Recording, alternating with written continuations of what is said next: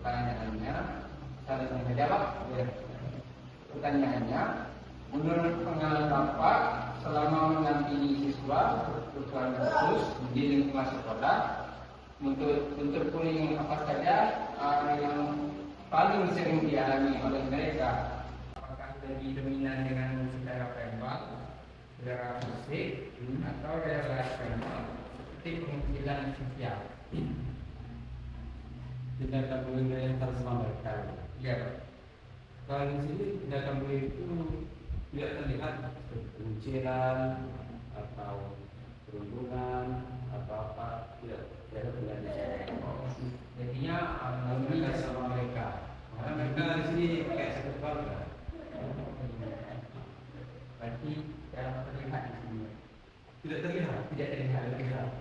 Mungkin ini lingkungan rumah saya tidak tahu ya. Tapi kalau di sini mereka ya pendidikan anak mereka sini pada umumnya kadang ada yang merokok, kadang mereka sini bukan mereka itu. Tapi memang karakternya yang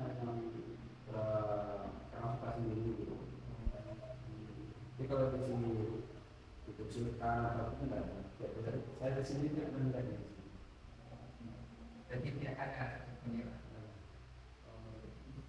Ya, untuk itu dalam pertanyaan kedua, dari sudut pandang akademik, faktor-faktor apa yang menurut Bapak berkontribusi terhadap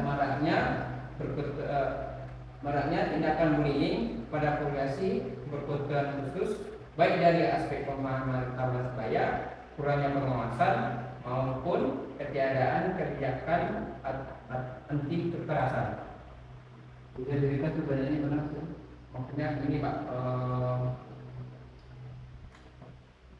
maksudnya tentang ada perihal tentang orang yang membuli orang yang berkebutuhan khusus.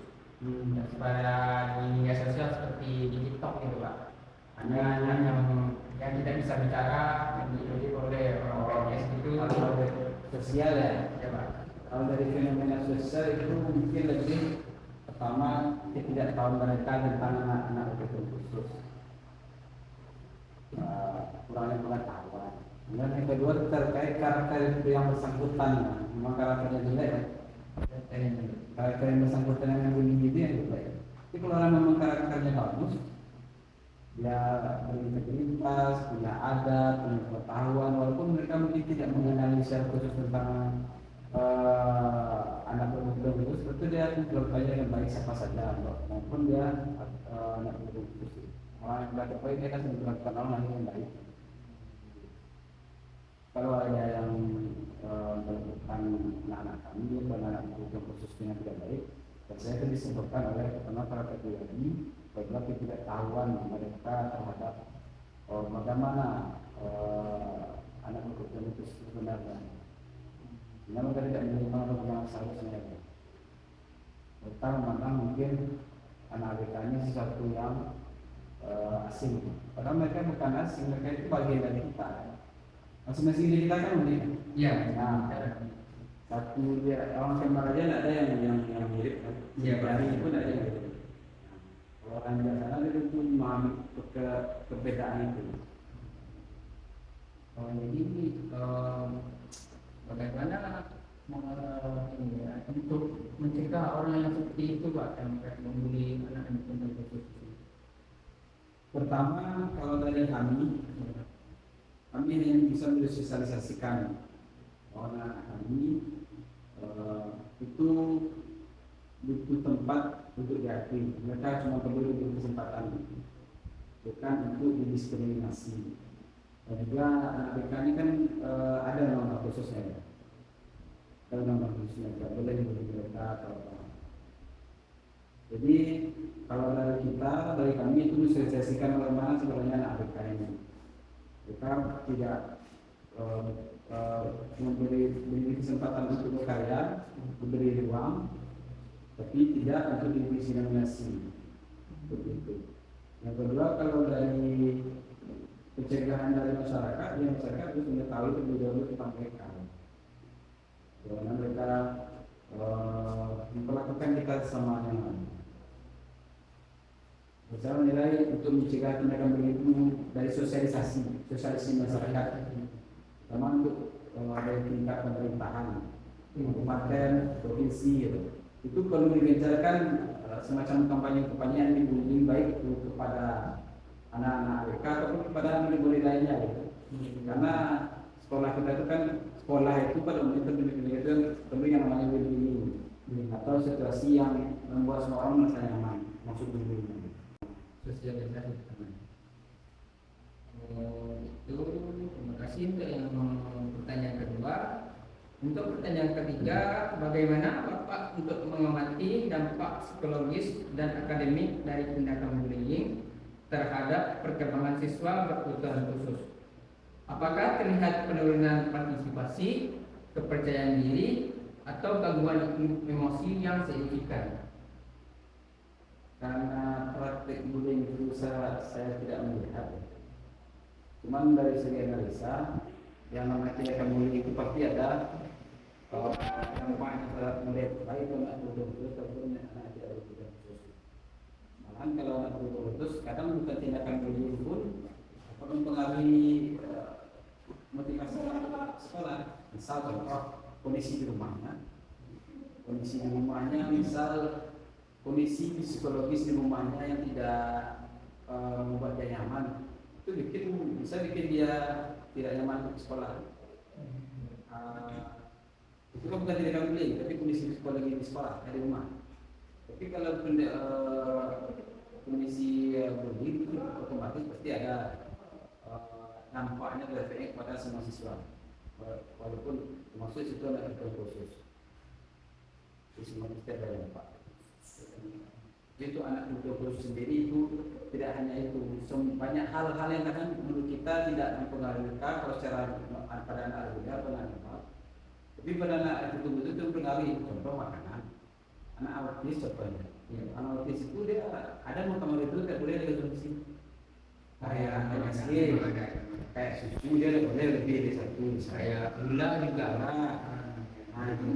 Kan tindakan bullying, tapi memang namanya anak kebutuhan khusus ya perlu perlakuan khusus perlu sesuai analisa dan kebutuhannya.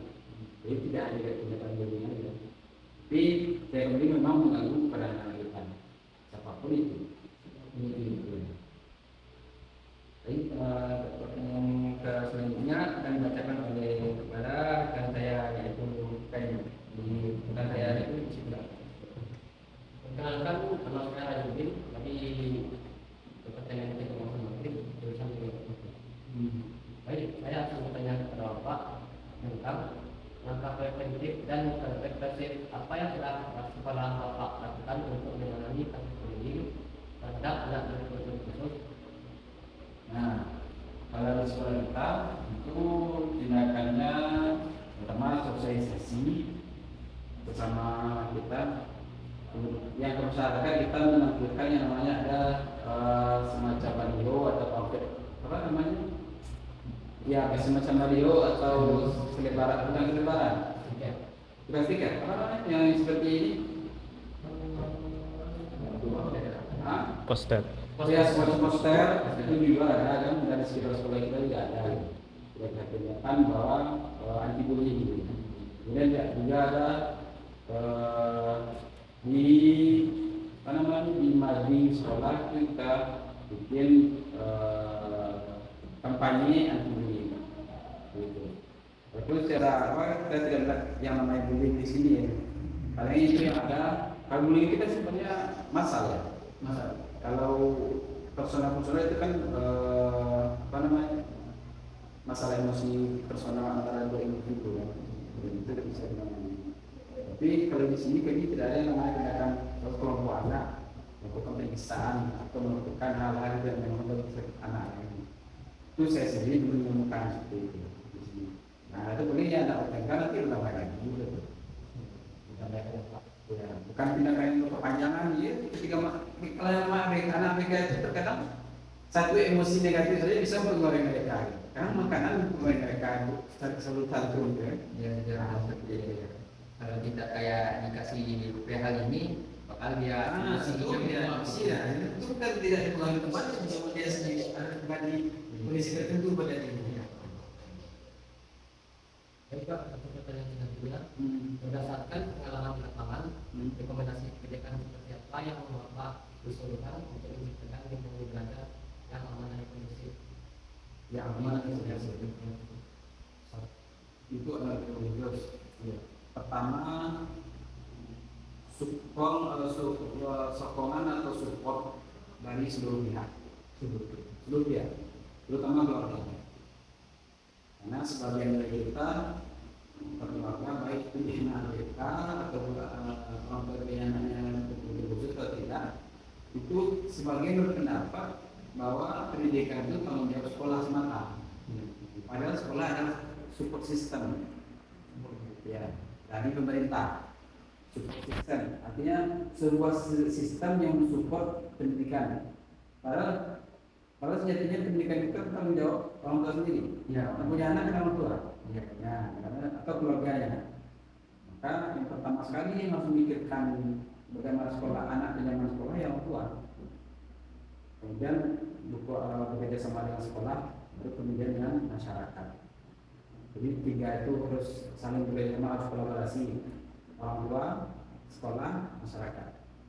Itu yang paling utama. Dan kalau dari penyediaan fasilitas yang aman, nyaman, aman dan nyaman dulu penting. Bukan canggih tak canggihnya, aman dan nyaman. Canggih tapi kayak bikin nyaman gimana gitu? Iya betul. Tapi aman nyaman, kemudian ada canggihnya di situ. Nah, itu kayak lebih relevan. Nah, contoh misal saya nih anak saya TK gitu kan, atau anak saya SD, saya hadirkan laptop yang mereka belum tahu cara mengoperasikannya. Itu mereka memang bisa untuk main kan? Iya. Nah, tapi misalnya saya sekolah SMK atau SMA, saya berikan fasilitas yang canggih seperti laptop yang dilengkapi dengan sistem AI. Ada untuk pertanyaan terakhir, apakah Bapak merasakan seperti kayak emosional gitu dan menghadapi anak yang berkebutuhan khusus gitu, kayak ada hampir di titik tidak kuat menghadapi anak berkebutuhan khusus gitu. Apakah pernah seperti itu Pak? Menyerah gitu ya? Ya menyerah. Alhamdulillah sekarang belum. Alhamdulillah sekarang pada titik yang memang istirahat misalnya kan, kondisi di kelas yang nggak dulu. Saya hanya pertama yang kayak gini, mulai ketenangan itu saya belajar pada pendidikan sosial emosional gitu. Saya pernah belajar tentang pendidikan sosial emosional. Di situ kita belajar bagaimana kita meregulasi emosi dan bagaimana mengetahui mana menyadari kondisi sebenarnya. Main ini, misalnya anak itu adalah tanggung jawab kita. Cara melakukannya dengan meningkat kompetensi kita, baik kompetensi sebagai pendidik maupun kompetensi sebagai manusia yang mengendalikan emosionalnya. Tapi dalam titik saya harus menyerah atau Anda sudah sedang belum ada. Ya kalau saya menyerah itu siapa yang ada anak? Baik, hanya sedikit saja lah pertanyaan dari wawancara ini. Bila ada salah kata kami mohon maaf. Assalamualaikum warahmatullahi wabarakatuh.